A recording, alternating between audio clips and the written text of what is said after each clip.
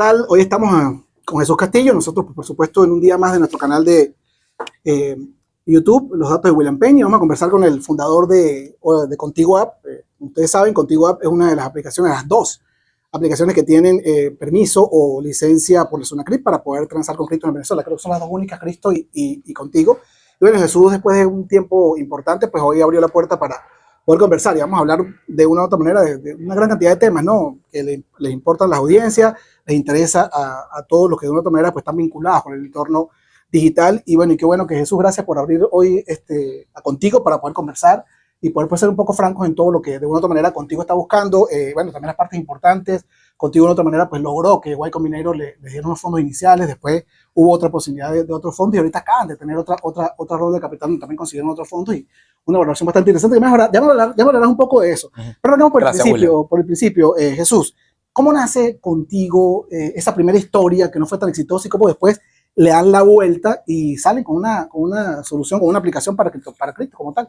Mira, William, mil gracias de nuevo por el estar. Creo que teníamos más de por lo menos un año queriendo lograrlo. Mira, yo siempre digo que la historia Contigo nace desde que yo tenía más o menos 13 años, Camilo 14 y Gino por ahí 15, que ninguno de nosotros los conocíamos, pero que estábamos empujando con soluciones tecnológicas atadas a nuestros problemas, emprendiendo, los tres emprendiendo desde muy chamos, hasta que en algún momento la vida nos cruzó. Nosotros, yo con Camilo confundí una plataforma que era un marketplace de inteligencia artificial antes de ChatGPT, que te permitía a estudiantes, nosotros estábamos en la Católica en ese momento, comprar modelos, hacer una presentación y pagar con bolívares, pagar con pagamóvil, etcétera.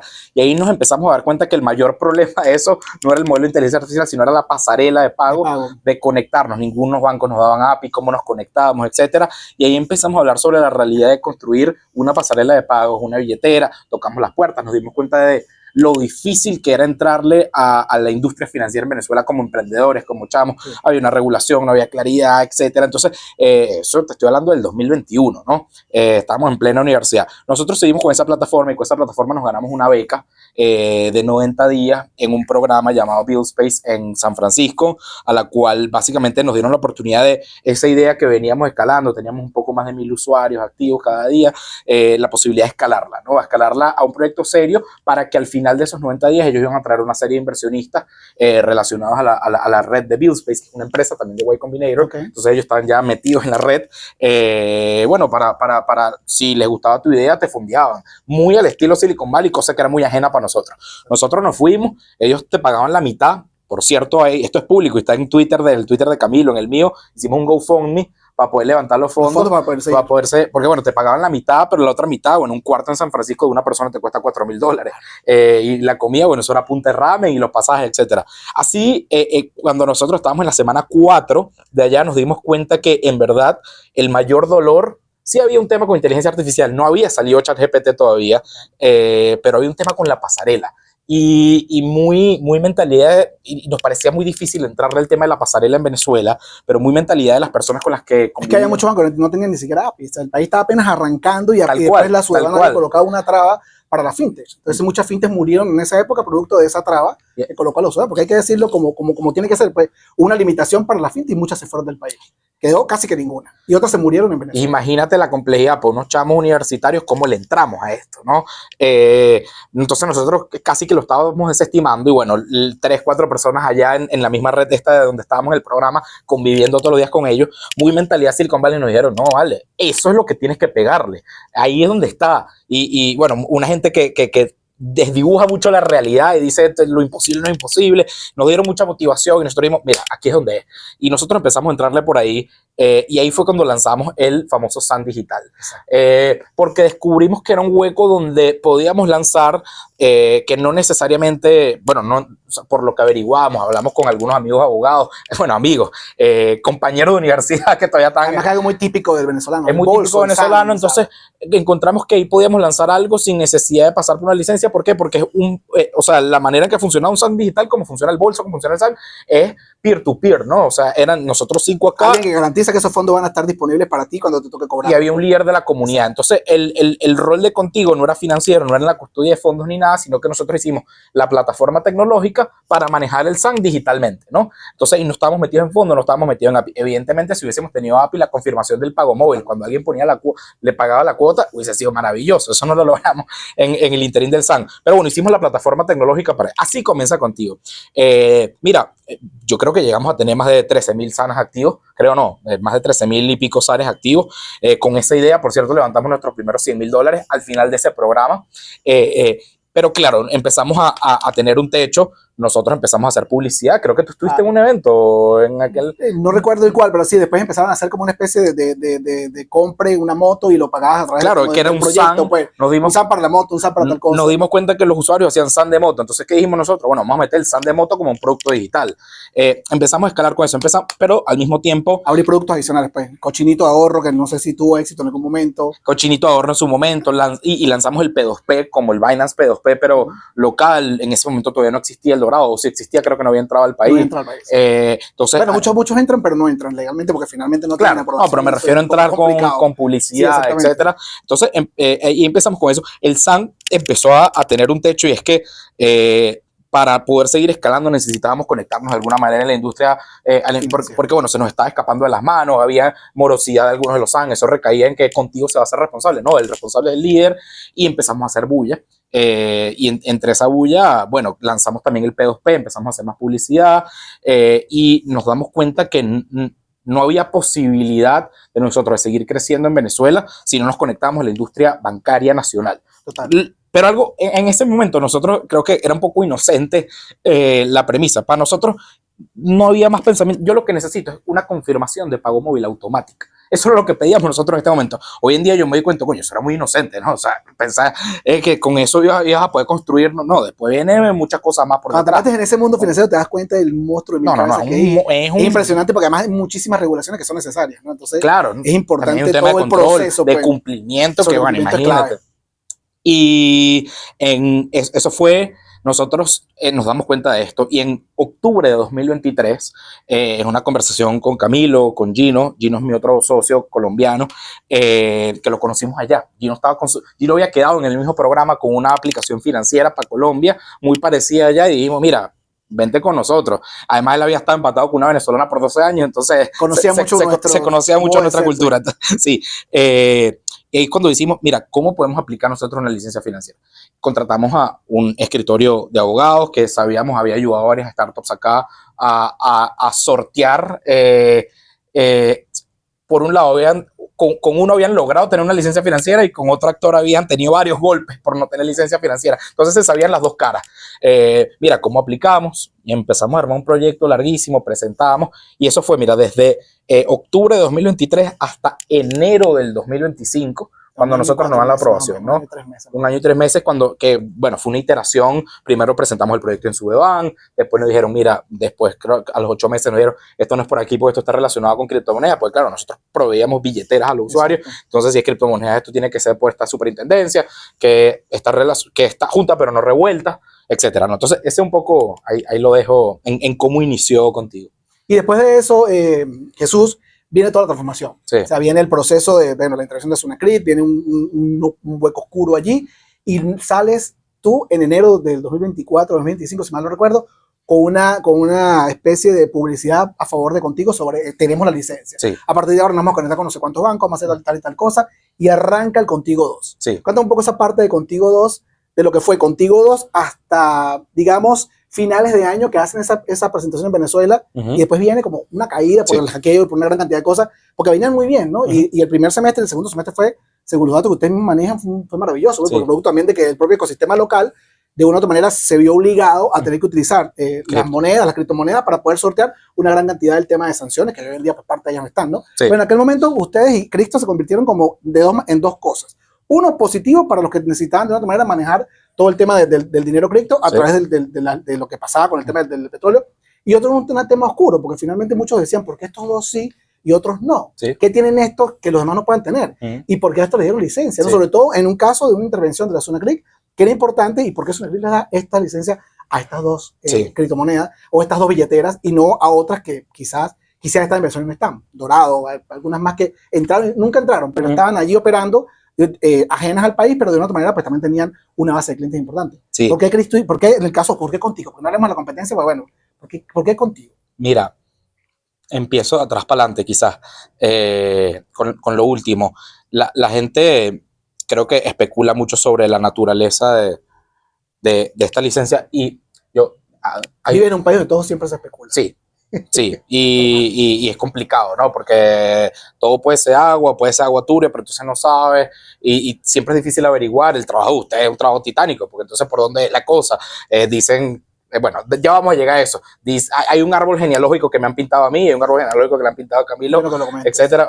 Ahorita vamos a eso, pero yo siempre digo dos cosas. La primera, antes de que contigo lograr esta licencia, que de nuevo, 1 año y 4 meses para que nos las dieran, y luego voy a contar un poco más sobre el proceso, porque creo que también es importante para gente que ahorita quiere entrar y licenciarse. No, y que de alguna manera vendrán otras aprobaciones en algún momento, porque se ha hablado de que hay unas 3 o 4, pero todavía no ha sido nada efectivo, y debería abrirse el mercado también para que haya más competencia. Tú me lo decías ahorita aquí, los bastidores, como se dice. Totalmente, y ahorita vamos a eso.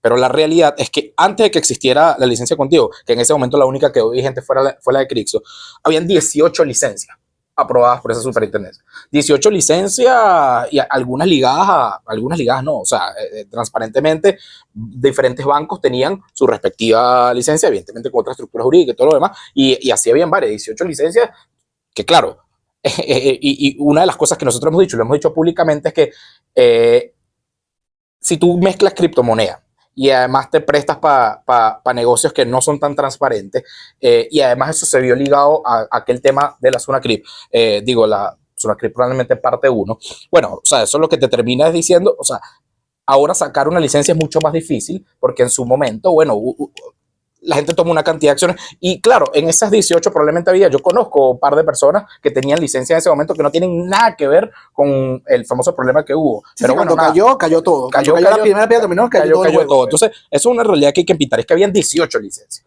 18 licencias, y bueno, si eso le metes cripto, le metes un tema político, le metes etcétera, bueno, evidentemente eso terminó tumbando todo y ahora quien es el regulador actual, que en su momento eso lo toma Sudeban y ahorita trabajan muy de la mano con quien son los actuales reguladores de la Sunacrip. Bueno, obviamente a la hora de una licencia, mira, ya no podemos, o sea, si vamos a esas 18, 6 o 10 o 2 o 3 o 4 o lo que sea, hay que ser mucho más cauteloso por todo lo que se prestó, porque además las criptomonedas, si bien te exponen a muchas cosas positivas, también te exponen a muchas cosas negativas y bueno, su privacidad y su confidencialidad, activo, no sabes quién es, etcétera, lo cual es bueno y es malo. Claro. Y eso pasó. Entonces, lo primero, hubieron 18 licencias, se cayó y claro, vienen en un proceso de reestructuración para también restablecer esa confianza de cómo alguien puede en verdad obtener una licencia.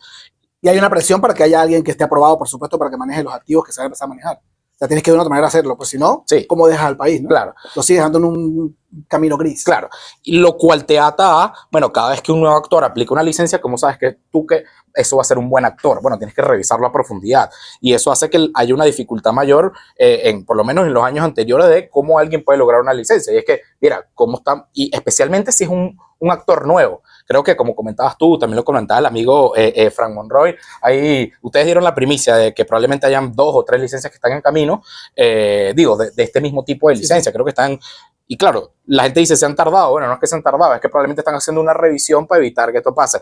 Y cuando un actor como contigo también, y lo digo muy transparentemente, que la de nosotros se tardó 1 año y 3 meses, viene, que es un actor de unos chamos que vienen aparentemente de donde salieron antes, estudiaron en la Católica, se fueron para afuera y volvieron y ahora quieren una licencia. Y esta gente, ¿quiénes son esta gente? ¿Cómo sabemos que, o sea, aparte, yo entiendo que parte de la naturaleza de haberse tardado tanto es, mira, hay una revisión exhaustiva de cómo sabemos que esta gente no se va a prestar, porque además te da, no te voy a decir que te da carta blanca para hacer muchas cosas, pero sí, o sea, te da una responsabilidad que si no tienes el cumplimiento debido y tú quieres utilizarla para cosas malas, es como si tuvieras un banco. Si tú tienes un banco y tienes una licencia bancaria y la quieres usar para cosas malas, la vas a usar para cosas malas. Exactamente. Entonces, ¿quién es el regulador? ¿Cómo tal? Entonces, yo creo que ahí es fundamental. Y el tercer punto es que hay un gran mito y es que nadie puede aplicar esta licencia. Y yo se lo he dicho. No, aplicar, puedes aplicar. Mira, se lo he dicho, que hay mucha gente, lo que pasa es que requiere mucha paciencia, requiere tener los fondos que te digan, mira, hay una cantidad de fondos que tú tienes que tener, que no cualquier chamo de la universidad detrás que te va a ayudar, pues.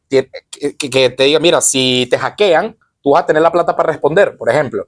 Y dicho y hecho, ahorita vamos a eso. Además, tener la perseverancia de firmas de abogados, regulador, armar el proyecto, etcétera, por más de un año, entendiendo, y aquí voy a quizás a la primera pregunta que tú hacías antes, de todo ese interín que nosotros duramos aplicando la licencia. Desde octubre de 2023 hasta enero de 2025, nosotros operamos en Venezuela una operación muy apagada, porque nos dijeron, mira, o sea, si ustedes están aplicando una licencia, tienen que terminar que la licencia se termine de aprobar o de negar o lo que sea para en verdad operar, porque si no están operando al margen de la ley, y así lo hicimos. ¿Qué hicimos nosotros en ese interín? Bueno, y ahí es donde viene la capacidad de reajustarse, y que no todo el mundo tiene esa capacidad de reajustarse.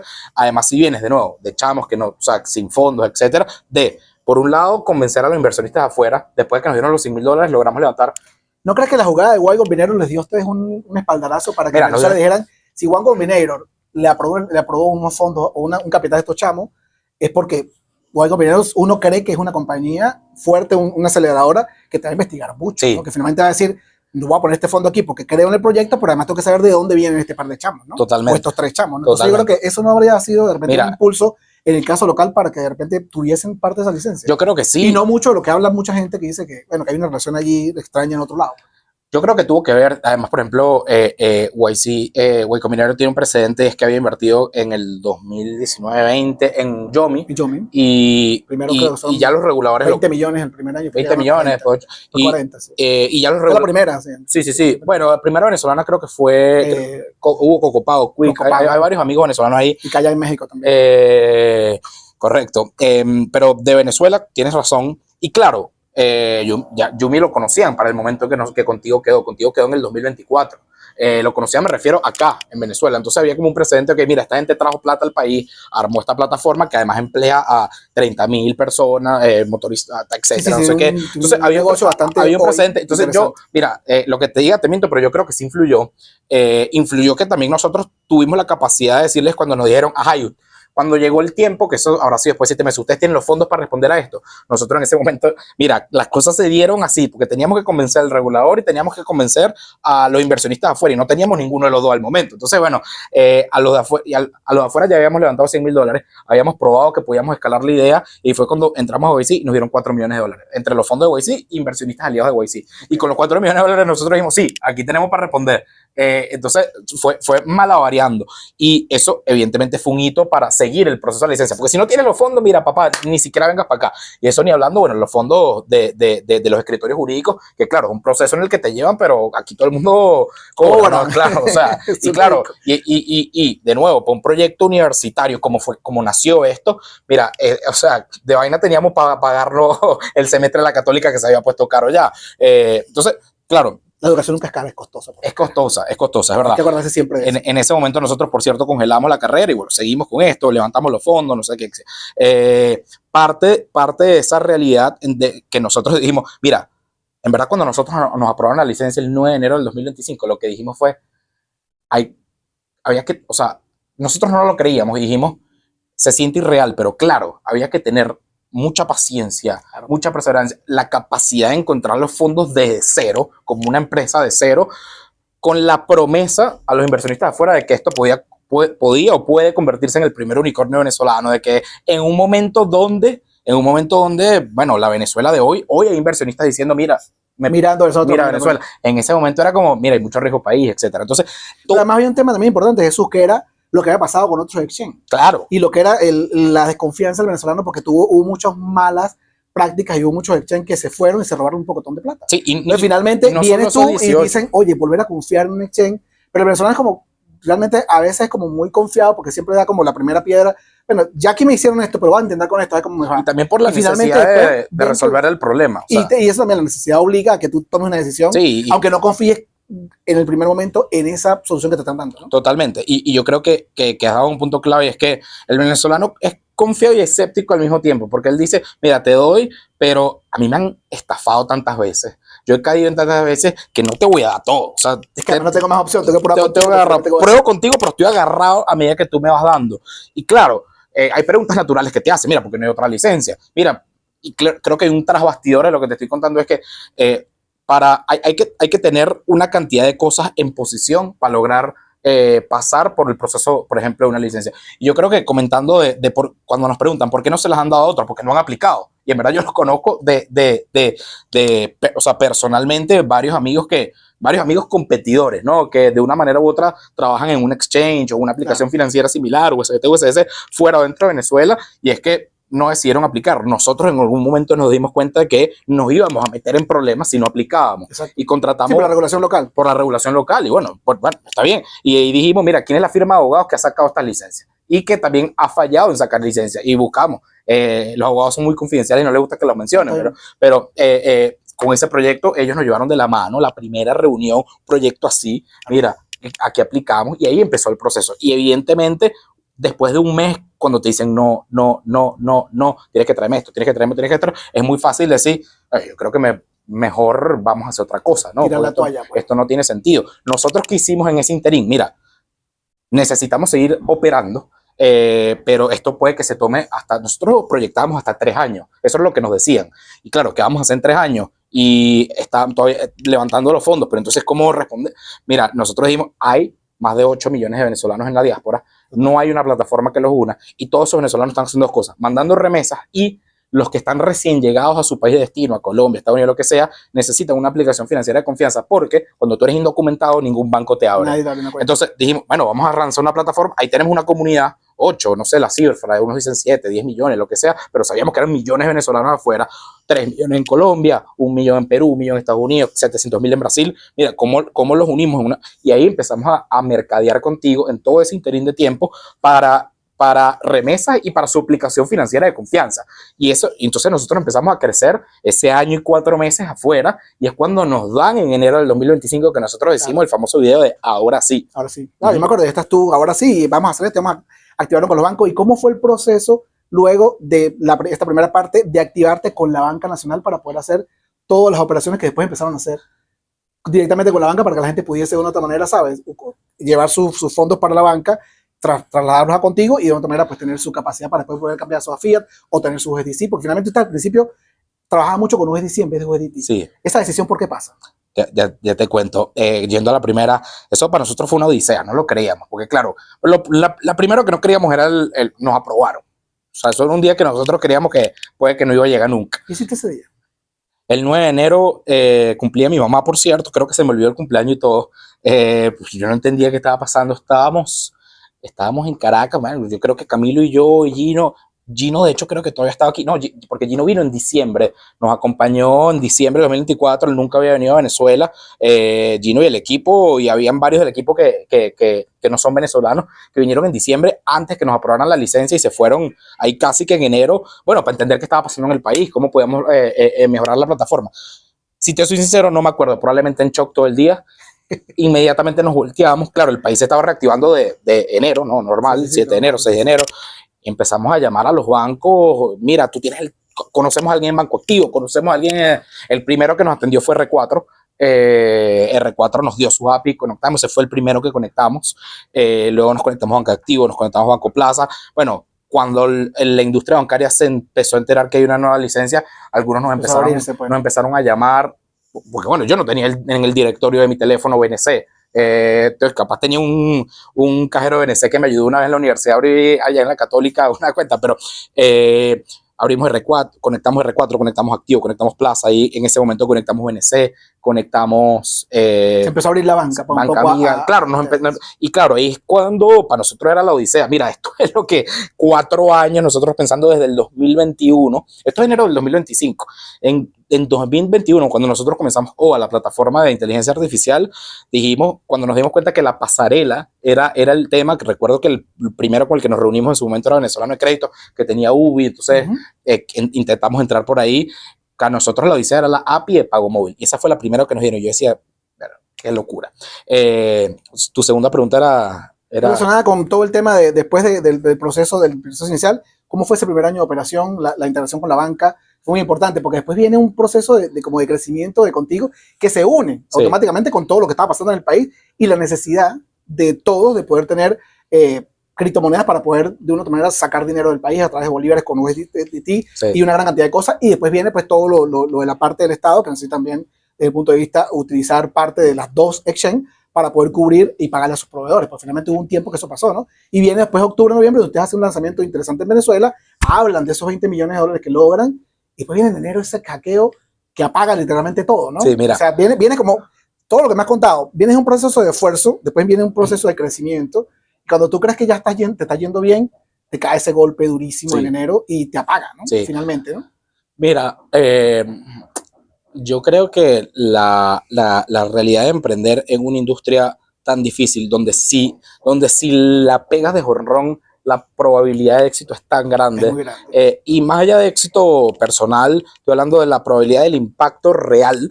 Es binario, mira, o es todo o es nada, o sea, o lo logramos o no lo logramos. Y en ese camino, sin todavía llegar al tema del hackeo y todo lo que empezó esa primera pagada, creo que hay 7 años por detrás de nosotros de una curva así, que en verdad tú te das cuenta y ves la curva de detalle, y, o sea, es una curva de crecimiento personal y profesional, pero con muchos baches, muchos bajones. Le pasa a todo emprendedor. Mira, todo el mundo conoce el éxito, pero nadie conoce todo lo que viene antes del éxito, ¿no? Yo siempre lo digo. Igual pasa como ahorita decías, cuando el tema de la licencia, nadie sabe todo lo que está detrás para poder lograr esa licencia. La gente cree que la lograste y ya, pero no sabe. Y claro, creo que si no conoces el contexto y además vives en Venezuela, una alternativa seria puede ser prestarse a la especulación, de decir, mira, este es el hijo de tal. Eso es Venezuela, porque tenemos 20 años en esto. Si alguien va a tener algún tipo de éxito, todo el mundo es de dónde viene y hay que investigarlo, hay que saber. Por eso te quería preguntar ese tipo de cosas, son importantes. Y por eso la transparencia. ¿No? Yo siempre he hecho el cuento de uno de nuestros mejores clientes corporativos. Tú sabes que Contigo tiene todo el Contigo para el retail, para el usuario, no sé qué, y también tiene la misma plataforma, pero para clientes corporativos. Claro. Uno de nuestros mejores clientes corporativos es Cachea. Y yo conozco a Pedro desde antes, de cuando yo tenía un emprendimiento que se llamaba Pídelo, se llama, porque todavía existe como financiadora, ya no como aplicación. En su momento yo lideraba la tecnología y el producto y una app de microcréditos, y ahí él estaba empezando Cachea y yo estaba empezando un tema de microcréditos. Nos conocimos en Caracas, te estoy hablando de hace, ya no sé, pero él, o sea, mucha gente dice, ese es lo que llaman el overnight success. O sea, él Cachea de la noche a la mañana. Tiene 13 años en esto. Tu descuentón fue en el 2000 y piqui. 2001. O sea, bueno, imagínate, 13 años nos quedamos. 2001. Claro, tuvo el éxito de tu descuentón y después vino el problema que apagó tu descuentón, pues. Claro. Se apagó y se tuvo que ir. Y él, con esta idea clavada entre los. Es el timing. Es el timing. El timing, porque de hecho yo me acuerdo que. Hay cosas exitosas que no tienen el timing y no la pegan. Hay cosas que en el timing logran el objetivo. Cachea es timing. Totalmente, pero es timing, pero también es perseverancia. No, y un esfuerzo enorme. Porque claro, porque de nuevo, lo que estábamos hablando, sin el contexto, la gente dice, este carajo se le ocurrió en la noche, se le ocurrió Cachea, mañana se paró, la lanzó. No. Vine iterando con la idea desde el 2001, no sé qué. Claro, y eso es lo que la gente no cuenta. Y también no cuenta, mira, o sea, ¿cómo? Entonces hay una especulación. ¿Cómo Cachea consiguió la primera licencia de Buy Now Pay Later en Venezuela? Bueno, que eso tiene que ser que él es el primo hermano de no sé qué. Es que es lo mismo. Fueron muchos no también. Fueron muchos no. Hasta que por fin hubo un sí. Y todavía no son financieras, todavía tú le pagas directamente al comercio. Totalmente. Pero claro, hay un tema ahí. Cuando tú hablas de que manejan tanto porcentaje del PIB, etcétera, bueno, tú dices, en un país como Venezuela, alguien tiene que estar metido. Y no necesariamente.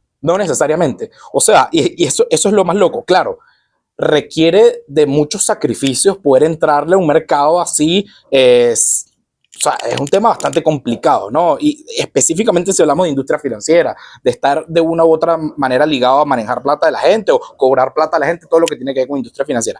Entonces, nosotros cuando, bueno, nos dan la licencia, empecé el despliegue y el despegue, pero, o sea, con la realidad de que ya nosotros teníamos bastantes meses armando toda la infraestructura, no solo afuera, sino adentro. Evidentemente no teníamos las APIs, pero ya nosotros teníamos conceptualizado todo lo que la aplicación tenía que hacer. O sea, nosotros, y además nos habíamos clavado en San Francisco a entender cómo los grandes éxitos financieros habían sido éxitos financieros en términos tecnológicos, qué había que hacer. Entonces, cuando nosotros nos dan el go, bueno, para nosotros fue, mira, esto es A, B, C, D, esto es lo que hay que hacer, recarga con pago móvil, vincula tu cuenta bancaria, retira con pago móvil, la tarjeta que todavía no la hemos logrado porque también estamos en proceso de licenciamiento y es, por cierto, más difícil que encontrar la misma licencia. Claro, porque después viene el proceso de que ustedes estaban bastante bien y viene ese golpe en Estados Unidos que les cierran las cuentas digitales también, sí, que es importantísimo. Claro. ¿No? Entonces ahí viene como el primer, oye, ¿qué está pasando aquí? Totalmente. ¿Sabes? Tengo este equipo, tengo esta gente, tengo estos muchachos que están haciendo y de repente les dicen que no y entonces aquí la gente dice, wow, otra vez la desconfianza y otra vez va a pasar algo. ¿Qué pasó en ese momento, Mira, Jesús? yo creo que se unieron varias cosas, que en cierto sentido se prestó mucho para tergiversar lo que había pasado. Nosotros a través de un proveedor, ese proveedor nos autorizó, un proveedor llamado Checkbook, que tiene una alianza estratégica con JP Morgan. JP Morgan es inversionista de este proveedor. Nosotros conocimos a Checkbook en San Francisco, pues su oficina está enfrente de la de nosotros en San Francisco. Checkbook nos proveía lo que llaman cuentas virtuales americanas, que es la posibilidad de abrirle un número de cuenta a cualquier persona fuera de Estados Unidos con su nombre y con un número de cuenta específico de él, atado a la cuenta de Checkbook. A una matriz. De una matriz que es la licencia que ellos tienen y la alianza que ellos tenían con JP Morgan. Nosotros les preguntamos muy transparentemente, por cierto, esto es público, porque nosotros hicimos una investigación y lo publicamos y lo seguimos publicando como abogados afuera, porque bueno, se dijeron muchas cosas. Nosotros le dijimos, podemos abrirle nosotros se las estábamos abriendo a venezolanos fuera de Venezuela que tenían otro tipo de documentos, ya venezolanos documentados. Sí, por el tema de sanciones no se podía, pues. Y nosotros le hicimos la pregunta, mira, tenemos una demanda enorme en Venezuela, ¿podemos abrirle estas cuentas a venezolanos en Venezuela? Y ellos dijeron, yes. Y yes, para nosotros fue, yes. Ya está seguro. Mira, nosotros... tú no estás leyendo lo que dice yes. Yes nos dijo el equipo de cumplimiento, nos dijo el CEO, nos dijo, bueno, vamos con todo. Por cierto, yo recuerdo, a veces lo contaba Camilo, llamé, mira, no era el yes, y me dijo, ¿tú estás seguro? Claro. ¿Tú estás seguro? Pues, mira, ellos no vieron el chess, ellos trabajan con JP Morgan directo, tal. Lanzamos eso, bueno, 700,000 cuentas en un par de meses, toda la americana. Evidentemente esto te da la posibilidad, todo el que es freelancer, a todo el que hace P2P, todo el que hace tal. Mira, todo el que trabaja remoto en Venezuela, el que no trabaja remoto también recibía remesas nosotros cobrábamos, era, mira, 50 centavos de dólar cuando una plataforma P2P te cobra 10%. Y no criticando a la plataforma P2P, yo entiendo que es parte de la misma dinámica del mercado, pero claro, nos dieron un riel y esto es lo que te permite estar conectado a la banca mundial, y ahorita vamos a eso con el tema de la licencia esta 57, pero claro, entonces todo esto empieza a pasar. Checkbook de un día para otro nos dice, mira, JP Morgan nos mandó a suspender esto porque hay un crecimiento muy masivo que tienen que revisar ellos en cumplimiento, claro, porque aparentemente en Venezuela, o sea, estaban creciendo mucho en Venezuela y eso no se puede por un tema de sanciones. Y nosotros dijimos, bueno, pero tú lo primero que me dijiste es que sí podías. Yo asumo que nunca se imaginó que fuese a sumar 700,000 venezolanos. Yo asumo que es eso. Ellos juraban 5 o 10,000, algo así que fuese manejable. Yo asumo cuando llegan con esa gran cantidad de claro, cualquiera se asusta. Yo asumo que es eso. Yo asumo que para Checkbook y para JP Morgan capaz hasta subestimaron, bueno, esto es otro proyectico más que dice que no sé qué, y eso es como así como cuando una cuenta, van a abrir unos cells en Venezuela, entonces, ¿cuántos cells puede abrir en Venezuela un community bank, un banco de Estados Unidos chiquito? 5,000, 10,000, 15,000, no te van a abrir 700,000 en 60 días, claro, y yo asumo que fue eso, y bueno, ellos empiezan, si son 5,000, yo supongo que a alguien de JP Morgan no le llega a eso, pero parte de lo que nosotros empezamos a hablar con ellos directamente es, mira, me está metiendo en un problemón, y claro, empieza a generarse la matriz de opinión. Ellos lo que nos decían es que el punto cada vez empezó a ser más grande, al punto que JP Morgan le dijo, mira, tienes que pararla. El punto de data, ¿no? O sea, de cómo ellos manejan. Claro, ahí lo que sucede... Claro, las alertas salen de manera inmediata. Nosotros, y claro, estamos hablando de usuarios con identidad verificada, que los pasamos por listas internacionales, Interpol, PEP, sanciones, todas las listas, o sea, todo nuestro proceso de verificación. Gente natural que debe tener una cuenta en Estados Unidos, y eso es lo que nosotros decíamos, bueno, no se puede por las sanciones, claro, pero eso es lo que nosotros veíamos, ellos nos habían dicho que sí al principio. Y ahí lo que sucede es que, bueno, nosotros hacemos un comunicado inmediatamente que tenemos que suspender, o algo, hay un tweet, la cuenta americana temporalmente suspendida, que fue lo que ellos nos dijeron. Claro, automáticamente, yo entiendo que se presta para matriz de opinión, los titulares empezaron a hacer alrededor de, a Contigo le bloquean cuentas afuera, JP Morgan bloquea Contigo, Contigo es claro, porque no tenías la otra, desde el punto de vista informativo no tenías la otra parte de la historia, que había sido una compañía que estaba ligada a Contigo, que finalmente fue la que te bloqueó, no fue JP Morgan. JP Morgan era la matriz que manda a tu franquicia o a tu franchise a que haga el trabajo. Claro, y ahí creo que le metieron un poquito de fuego, tú sabes, ahí habían última hora, a Contigo le bloquean cuentas extranjeras, claro, y claro, esto se empezó también a tergiversar con última hora, a Contigo le bloquean billeteras afuera, entonces como que sí, coño, las billeteras también donde tengo los USDC también están en riesgo, que además son descentralizados, eso no se puede, tú no puedes apagar un botón así esa billetera, que es parte de una de las maravillas de por qué es autocustodia, entonces eso se empieza eso empieza a chocarse con diciembre, ¿no? Claro, que viene el evento. Viene el evento. Bueno, nosotros logramos manejar esto con JP Morgan y bueno, JP Morgan nos dijo, mira, apenas levanten esas sanciones nosotros podemos dárselas, pero no en este momento, porque además es un tema de cumplimiento para nosotros, pero la narrativa viene muy fuerte y eso choca con enero.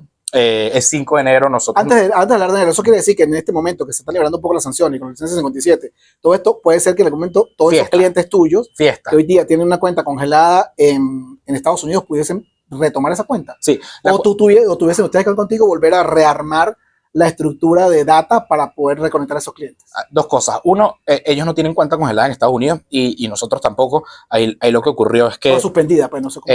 Sí, o sea, el término específico y técnicamente hablando es que ellos eliminan la cuenta. En esa cuenta nunca hay fondos. Nunca hubo fondos. ¿Por qué? Porque eso servía como una cuenta pasarela. Exacto. Inmediatamente y duraba milisegundos el dinero ahí. Alguien mandaba, digamos, dinero de PayPal por ahí y automáticamente en lo que entraba la cuenta en cuestión de milisegundos, USDC. Convertíamos USDC. Que por cierto, me habías preguntado lo de USDC, como paréntesis, contigo por detrás maneja USDC y USDT. Sí, o sea, nosotros comenzamos con USDC porque nos invierte Coinbase, que es el co-creador de USDC, y bueno, nos dieron muchos beneficios al principio para lanzar USDC, para crear las billeteras, nos sponsoreaban lo que llaman el gas por detrás de la misma blockchain, y además su co-creador, el otro co-creador es Circle, que es partner y que nos dio una licencia en Estados Unidos para imprimir USDC. Nosotros tenemos una licencia para mint USDC, que básicamente nosotros le entregamos $1 y ellos nos entregan USDC. Entonces, y eso no lo logramos con Tether ni con USDT. Okay.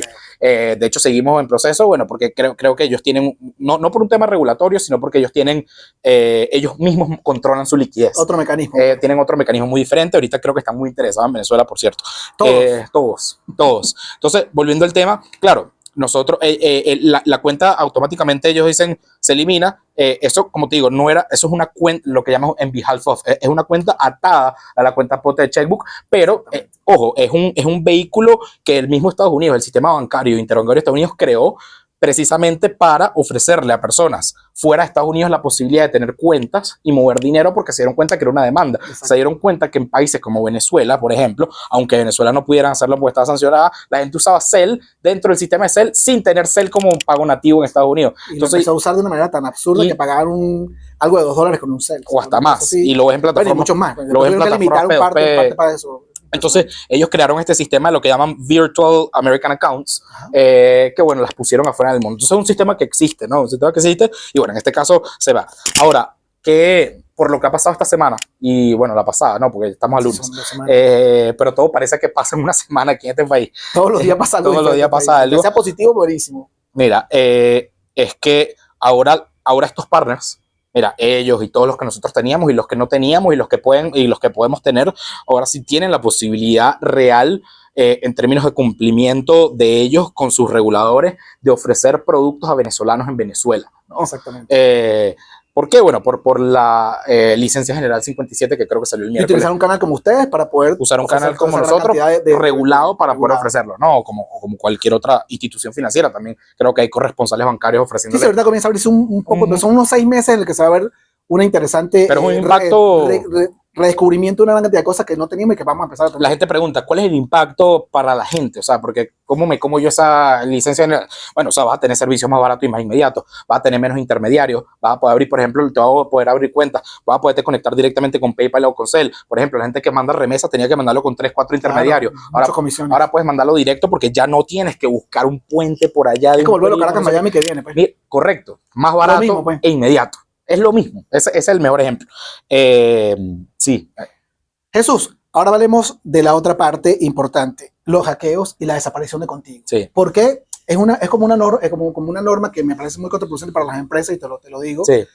Te pasa algo y desapareces en vez de te pasa algo y sales a comentar. Pues, porque finalmente yo creo que la confianza se basa precisamente en que tú des la cara, ¿no? Sí. Bueno, muchos han dado la cara y finalmente después se desaparecen. Pero ustedes tuvieron ese primer problema del hackeo, devolvieron los fondos, $300,000, si mal no recuerdo eran, y después tuvieron otra crisis, ¿no? Sí. Y allí comienza un proceso como de que como que se esconde contigo, sí. Y después tú sales a decir, bueno, estuvimos no sé cuánto tiempo escondidos, o bueno, estuvimos trabajando en un equipo muy fuerte, nos fuimos a Argentina, sí. Y contratamos una gran cantidad de especialistas para poder presentar esto. Sí. ¿Qué es lo que vas a presentar? ¿Y cómo fue ese proceso de mes y medio, casi 2 meses, donde tus clientes, no sé si desaparecieron, no sé si cerraron las cuentas, no sé si siguen manteniendo las cuentas? ¿Cómo fue el tema de confianza allí, que es muy importante?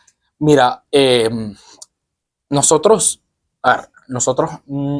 y lo digo con total transparencia, nosotros no desaparecimos, y la razón por la cual nosotros, el 5 de enero nos hackean, ¿no? El 5 de enero nos hackean y después vino la ola de difamación. Venía atado lo de JP Morgan del famoso bloqueo de la cuenta y atado a... Se está agregando cada contenido. Sí, claro. Entonces empieza a sumarse eso, se ata contigo, la licencia se la dan, o sea, están ligados, ahijado de quién. La licencia la tenías que renovar, no se había sido renovada. No había sido renovada. Hay una gran cantidad de cosas aquí que pueden estar pasando. Claro, entonces dicen, eso fue el 5 de enero y eso estuvo atado a todo este proceso que está pasando en el país. Contigo está siendo targeteado por los Estados Unidos de América. Yo viviendo en San Francisco, con todo el equipo tech que estaba allá en ese momento, bueno, la mitad del equipo tech, entre allá y acá, yo siempre, o sea... Y claro, cada día era un video de TikTok nuevo así fue como contigo sacó la licencia llamando a no sé quién. Y yo decía, coño, o sea, Camilo es ahijado de no sé quién. Y Jesús es el novio de la hija de no sé quién. O sea, ¿es verdad o no es verdad eso? ¿O fue verdad en un momento? No fue verdad. O sea, es que ese es el tema con la especulación. Y por cierto, es el mismo tema por el cual contratamos a Crowell & Moring, que top 100 firma de abogados de Estados Unidos, especialista en este tema, porque nosotros le dijimos, mira, yo lo que necesito es que tú me ayudes, es que yo que salga diciendo que eso no es verdad en un país donde la especulación es norma, no es lo suficientemente creíble, porque claro, yo ahorita te digo una auditoría, después tú dices hazme una auditoría especialmente, pero hasta el más mínimo detalle, trabajando con firmas de acá serias, digo, para que la firma de acá también pueda hacer la investigación, acta constitutiva, y el registro, quiénes están en la firma, quiénes firman en esa compañía, quiénes firmaron antes, en el Sarén, quién aprobó esa vaina, ¿sabes? Como que todo lo que tiene que ver, bueno, porque yo me he parado acá, yo hice un video, creo que el 9 de enero cuando salimos dando una respuesta, y el 12, etcétera, mira, o sea, a nosotros han dicho tal y tal y tal, se lo he dicho a los medios de afuera, se lo he dicho a mediar, pero bueno, o sea, hay una matriz de opinión, hay una difamación. Yo entiendo que si tú le metes todo lo que parece esa cronología de hecho, y además le metes de dónde sacaron la licencia,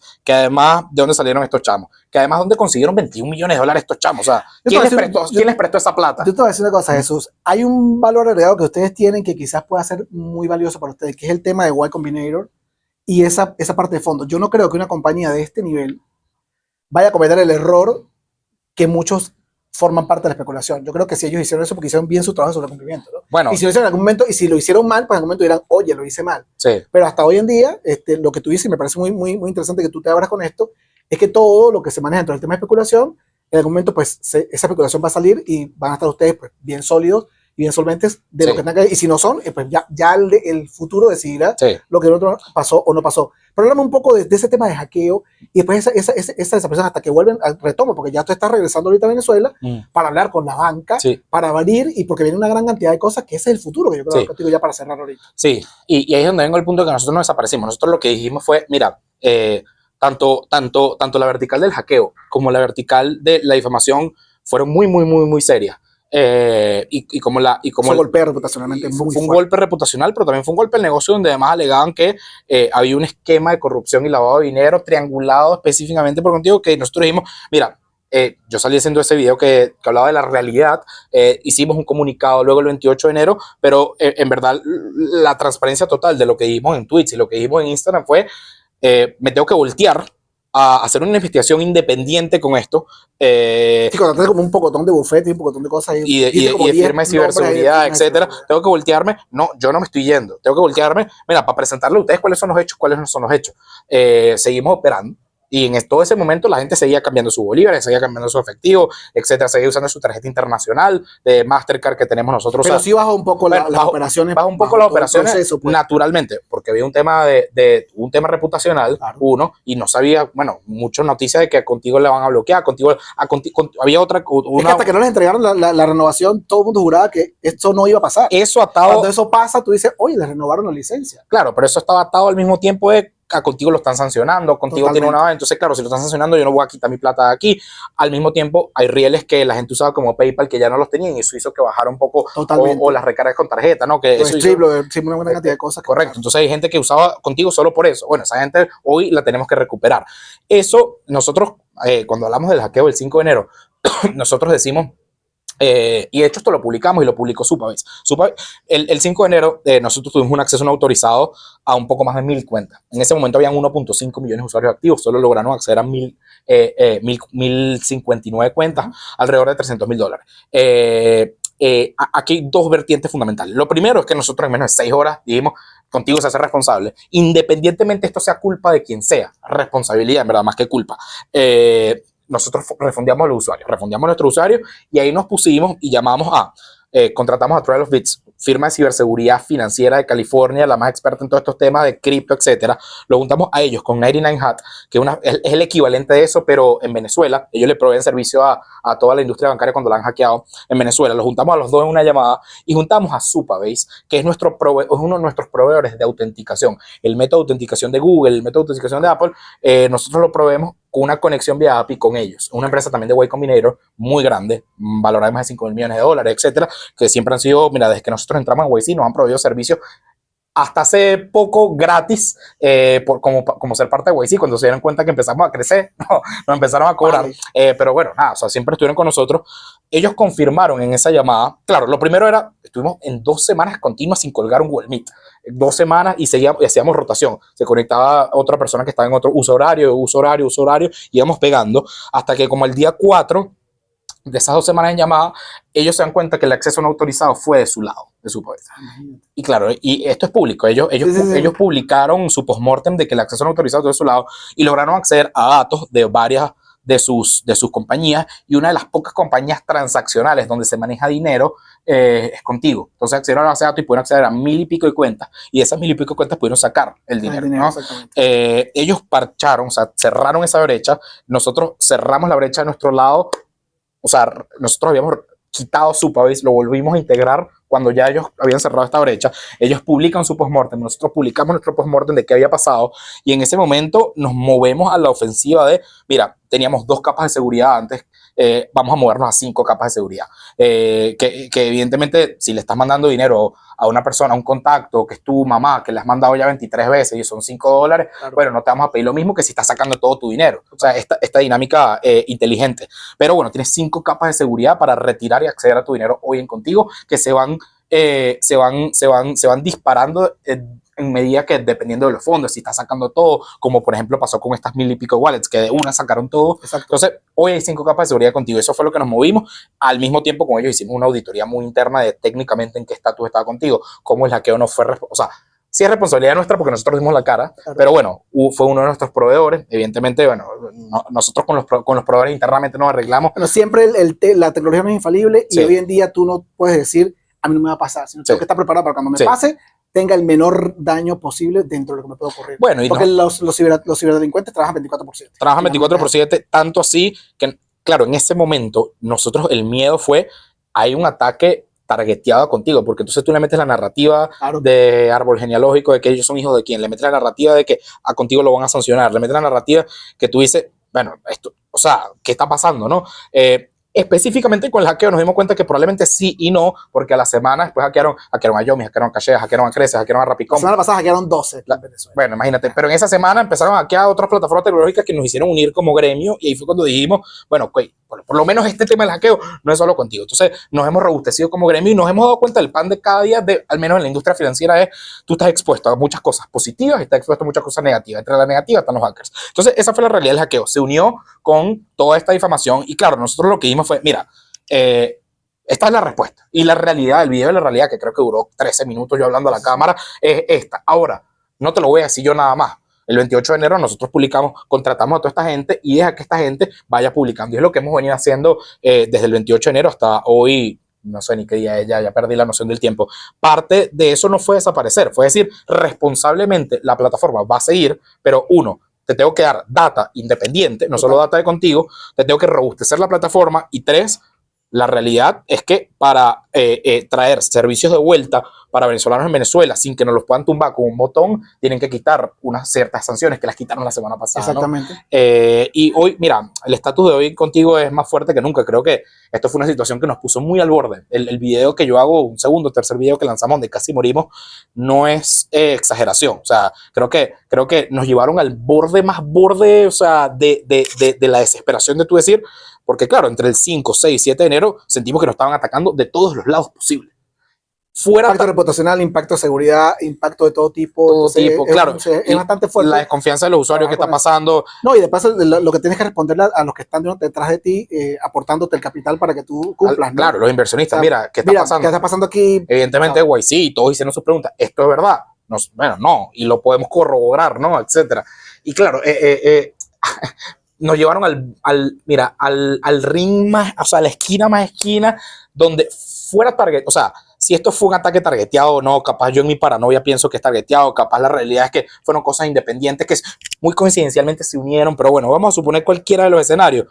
Nos metimos en la esquina del ring, llevando golpes, donde sí fue muy borde, porque tú ahí te cuestionas todo, ¿no? Como que, ¿qué estamos haciendo? O sea, me están acusando de unas vainas tan terribles fuera y dentro del país, en términos de narrativa, porque en términos legales nunca había ese tipo de acusaciones, ni con reguladores de afuera, ni con reguladores adentro. O sea, nosotros no tenemos ningún proceso abierto, contra. Aquí está sentado conmigo hoy 20 de abril, ¿cómo? Conversando, que aquí está sentado conmigo hoy 20 de abril conversando. Bueno, acá... Si hubiese algo que ver, tuviese de repente en San Francisco en este momento, ¿no? Por un lado, y por el otro, Gino, mi cofundador, está en San Francisco en este momento, en la oficina de San Francisco, en los headquarters en San Francisco, y operamos a la par, y Camilo está aquí en un cubículo. O sea, aquí estamos con toda la operación global montada. Estábamos esperando el momento de la semana pasada para reactivar ciertos proveedores, pero el estatus de Contigo hoy, lo digo no como cliché, más fuerte que nunca, porque claro, este golpe nos dio muchos aprendizajes sobre todo lo que hay que hacer y lo que no hay que hacer. A veces hay que recibir para poder avanzar. Jesús, ya estamos hablando, tenemos casi no sé cuánto tiempo, que media hora hablando con Jesús, muy interesante todo. Jesús, quiero hablar ahora de futuro. Quiero hablar ahora, para cerrar, que me cuentes un poco los próximos proyectos de Contigo, cuál es la relación de Contigo con Venezuela, hacia dónde vamos, y que me hables un poco también de esos 250 millones de hoy, sí, que la valoración, de dónde sale ese número, cuáles son las perspectivas de ustedes con respecto a todo lo que viene, y también me gustaría conversar un poco sobre ese tema del nuevo país que se nos está generando. Mira. ¿Qué oportunidades hay para un Contigo, para una competencia, para más billeteras en Venezuela, con todo esto que se nos viene, que con el favor de Dios va a ser muy positivo para todos? Mira, nosotros en diciembre del 2025, con toda la narrativa del bloqueo JP Morgan, etcétera, eso estaba conviviendo, logramos cerrar una ronda de capital, o sea, levantamos fondos de inversionistas de Silicon Valley, entre ellos algunos que ya habían invertido, que decidieron doblar su apuesta, como YC, como Coinbase. 20 millones. 21 millones de dólares a una valoración de 250 millones de dólares. Okay, levantamos 21 millones de dólares, una valoración de 250 millones de dólares, y parte de eso fue, bueno, yo no voy a decir premiando el esfuerzo, pero de la realidad de donde estábamos parados. Estábamos parados en 1.5 millones de usuarios activos, más de 7.000 empresas utilizando Contigo, bueno, haciendo una disrupción total de lo que implica utilizar criptomonedas de manera legal, formal y en una plataforma tan simple que mi abuela hoy en día la puede utilizar. O sea, yo creo que esa fue parte de la respuesta de los fondos. Además, los fondos trabajan como que te van dando a medida que tú vas probando, ¿no? Claro. Y creo que así funciona. Van midiendo y finalmente claro, tienen retorno. Es un valor importante. Tal cual. Estoy apostando por ti porque necesito generar valor. A dónde vamos ahora con estos fondos y parte de nuestro... Tenemos dos grandes objetivos este año. El primer objetivo es llegar a los 10 millones de usuarios activos. Estamos en 1.6 millones de usuarios activos en este momento. Un reto bastante grande. Un reto bastante grande, pero claro. Un crecimiento de casi 4.000%. Mira, 500%. En enero del 2025 teníamos menos de 20.000 y terminamos el año con 1.6. No, eso claro. Muchísimo. Entonces, nosotros creíamos que era imposible, pero claro, a ti se te va desdibujando la línea de lo que es imposible. O sea, para mí, de hecho, yo creo que si fuera yo solo, esta decisión hubiera puesto, terminé el año con 100 millones de usuarios activos. Lo que pasa es que afortunadamente tengo a gente al lado que me dice, mira, creo que hay que ir un poco más realista. Sí, la proyección es una cosa y la realidad puede ser otra. Entonces, 10 millones de usuarios activos, totalmente logrado. Pero hay otros mercados, ¿no? Por supuesto. Bueno, con los 10 no. Con los 10, o sea, estamos enfocados en totalmente ser el primer jugador financiero, criptofinanciero de Venezuela, ¿no? Okay. Evidentemente tenemos una diáspora importante en Venezuela que de alguna manera también es usuario de Contigo. Entonces hay un mercado más allá de los venezolanos en Venezuela. También están los venezolanos que se están regresando a Venezuela y necesitan los que están afuera, una plataforma para cuando lleguen. Entonces, ese es el objetivo. Parte de ese objetivo va ligado a convertirnos en el primer unicornio del país. Un unicornio, tú lo sabes, una empresa valorada en más, una empresa de tecnología valorada en más de $1.000 millones. todos los países de Latinoamérica tienen el suyo, bueno, ya tienen varios, menos Venezuela. Yo creo que esto es un hito fundamental además se alinea mucho con el país que viene o que ya está llegando acá para abrir y acelerar la industria tecnológica y financiera en Venezuela. O sea, Rappi en Colombia fue el primer unicornio, Walla en Argentina, Kavak, fundada por unos venezolanos en México. Ahorita está muy marcada, por cierto, tiene una crisis terrible, pero bueno, eso lo hablamos después. Creo que no, creo que eso dicen los medios, pero bueno, internamente está creciendo mucho. Vale. Mira, y Venezuela no tiene el suyo, y hay la oportunidad hay para hacerlo, independientemente de que sea el primero, si son algunos amigos competidores o algunos amigos que no son competidores pero que están en el gremio, seamos nosotros queremos convertirnos lo más rápido posible este año, creo que tenemos todo para hacerlo, más allá de que una valoración de que si son 1.000, de que si son 500.000, de que si son 3 trillones, lo que sea, para nosotros es un hito que demuestra el impacto. ¿Y cuál es el impacto? Que está impactando la vida de 10 millones de usuarios. Hoy son 1.6, pero queremos terminar el usuario el año con eso. Parte de lograr los 10 millones de usuarios, parte de lograr esos hitos cuantitativos pasa por ejemplo, lanzar la tarjeta física al mercado, ¿no? Darle al venezolano ya no la posibilidad de tener sus activos digitales, su cripto, su USDT, su depósito en efectivo y todo lo que le damos hoy en día en Contigo, sino, mira, ahora puedes gastarlo en una tarjeta física. Estamos licenciándonos y no lo hemos estado que es un proceso también de licenciamiento como, claro, podrían decir, el día que nos aprueben la licencia de la tarjeta, mira, ¿cuánto pagaron por eso? ¿De dónde lo sacaron? Bueno, tenemos 24 meses sacando la tarjeta. Por cierto, ha sido más difícil porque es un proceso que involucra más actores. Involucra Mastercard, involucra Visa. Entonces, tienes que licenciarse todo en conjunto. Involucra al banco que es el banco adquiriente, sí, por donde pasa el respaldo. Por donde va Bolívar. Entonces, todos tenemos que, ya no es contigo presentando un proyecto, ahora todos tenemos que presentar este proyecto y tienes que alinear todos los objetivos. Mucho más difícil. Pudieran decir de todo cuando saquemos la tarjeta, mira, ¿cómo lo lograron? Bueno, a punta de perseverancia, a punta de llevar los papeles cuando te los mandan, a punta de los requisitos, a punta de tener los fondos para decir qué pasa si esas tarjetas no pasan y hay un fraude de esas tarjetas, quién responde, etcétera. Entonces yo creo que hacia allá va Contigo y parte de nuestra apuesta fundamental es generar el impacto más alto posible en la industria financiera del país, especialmente modernizar la infraestructura tecnológica del país. Nosotros siempre decimos, y venimos diciéndolo hace meses, desde el año pasado, venimos diciéndolo que la industria la infraestructura financiera de Venezuela no está construida para el país que queremos construir mañana. No está hecha para el país de mañana. Creo que por un proceso en el que nos hemos estancado por muchos años en la industria financiera tecnológica. Esto le pasa mucho a Latinoamérica, por cierto, pero hablando del caso de Venezuela específico, nos hemos quedado en rieles del 2003, del 2008, del 2010, y el país viene con, si todo apunta como apunta, con una cantidad de inversión extranjera que ellos no están jugando carritos, como dicen en la calle. No, ellos vienen con chequeras multibillonarias, no millonarias, multibillonarias, vienen con una infraestructura tecnológica muy sólida, muy seria. Ese es el gran temor que hay ahorita. Y para nosotros no es temor, para nosotros ni siquiera es una preocupación, es una ocupación activa de estar.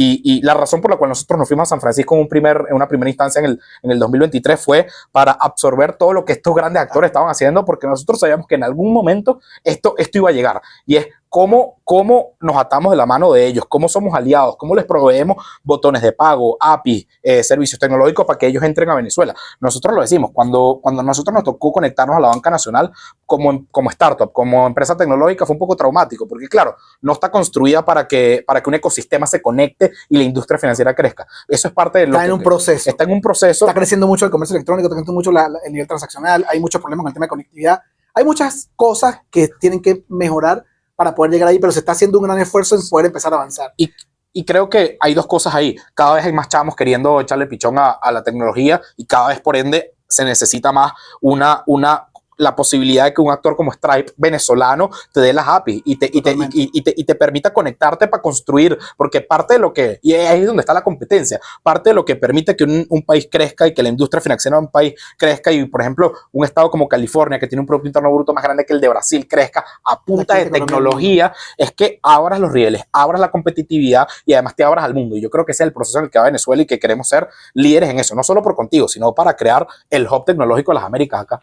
Y para lograr todo esto hay un tema importante, Jesús, impacto reputacional. ¿Cómo mejorar la confianza de Contigo de cara a lo que pasó? Sí. Porque eso creo que es clave. Sí. Y aquí ya tenemos una experiencia de muchas cosas que pasaron. Bueno, y Contigo vivió un momento de crisis. ¿Cómo decirle al venezolano, mira, estoy de vuelta, tengo todo esto, mi proyección es esta, te voy a dar todo esto, confía nuevamente en mí? Mira, creo que tiene dos vertientes. La primera, dar la cara.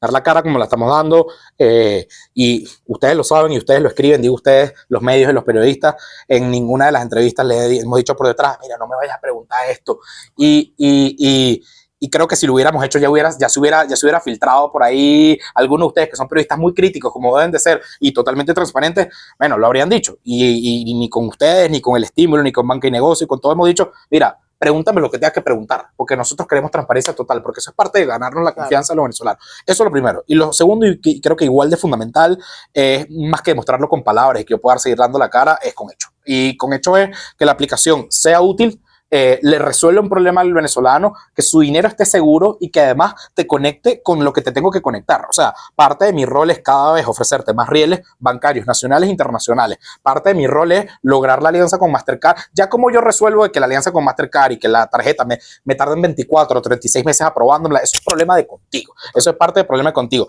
En la medida en que yo haga eso más rápido y le provea esas soluciones más rápido, más el usuario va a confiar en mí, y en la medida que su dinero siga estando seguro, que le agregue más capas de seguridad, que sea más inteligente usarlo, que podamos lanzar otras verticales de producto como invierte en criptomonedas, invierte en las acciones de la bolsa venezolana, acceda a tu línea de crédito en USDT, el venezolano va a confiar más porque, bueno, tiene una plataforma robusta que además te resuelve los problemas y que lo venía haciendo por X años. Y yo creo que a medida que pasa el tiempo y tú demuestras con hechos, te vuelves, yo no sé, en un Farmatodo que tiene 100 años demostrando, por ejemplo, que hace el país. ¿Y mantienes esa premisa que dijiste que iba a ser más grande que JP Morgan? Sin duda. JP Morgan va de declive y contigo va para arriba. Y la otra, la última, la mansión de 21 millones de dólares, ¿cómo es eso? Es de 23. De 23, ¿viste? Mira, nosotros... Es un crédito, ¿no? Fue uno de nuestros inversionistas es dueño de la mansión, entonces okay. Un tema donde nosotros estábamos buscando, cuando en todo el proceso de... No fue que la compraron. No fue que la compraron. Claro, pero con lo que dices en el texto es como, wow, ahora estamos en una mansión de 23 millones, pero le dieron 20 y que invirtió 21 millones en Sí, creo que lo que decimos en el video es que tenemos una mansión de 23 millones de dólares y evidentemente mucha gente dice, claro, te dieron 20 y compraste sacaron la plata, pero no. El ingenio de la escalera, un libro muy importante de un actor americano que se los fondos, te compras la casa, el carro y después no se confiar para el negocio. Literalmente, parte de la realidad, y con esto cerramos quizás, es que nos dimos cuenta que necesitábamos un lugar para nuestros top 10, top 15 ingenieros que siguen allá encerrados. Nosotros uno de los primeros fondos que nos invirtió antes de YC, nos invirtió $500,000 por el 3% de la empresa. Ellos nos encerraron. Y ellos no solo te invertían, sino que te encerraban en un programa de 3 meses en una mansión, que es la mansión más icónica. Es la mansión del arzobispado de San Francisco, la mansión más icónica de la ciudad. Te encerraban 3 meses. 10 empresas solamente seleccionaban para ese programa, se llama HF0, y te quitaban todas las distracciones. Tu único foco era en 3 meses con esos $500,000 llevar la empresa a hacer lo más alto posible, ¿no? Y de ahí salieron, bueno, hitos, y de ahí contigo salió mucho más robustecido. Nosotros salimos de ahí diciendo, pero necesitamos hacer esto mismo, pero nuestra versión. Entonces, entre los inversionistas, ese inversionista nos ayudó a conseguir esta casa. Gracias, Jesús, de verdad que muy interesante la entrevista contigo, y bueno, y espero el éxito grandísimo de contigo y que todo lo que hablamos hoy aquí en este canal y para nuestra radio y para todo lo demás, de verdad que sea provechoso, y nada, la próxima vez que nos veamos, pues bueno, que ya tengan parte de ese éxito que estás hoy en día impulsando y soñando, ¿no? Porque finalmente yo creo que el sueño forma parte importante de lo que uno quiere en la vida, pero para poder lograrlo hay que trabajar. Sin duda. Pues tú sueñas y no trabajas. El sueño, como siempre dice mi familia, que se construye trabajando. Tal cual. Tú puedes soñar, pero tienes que construir el sueño. Sí. Gracias, William. Un placer.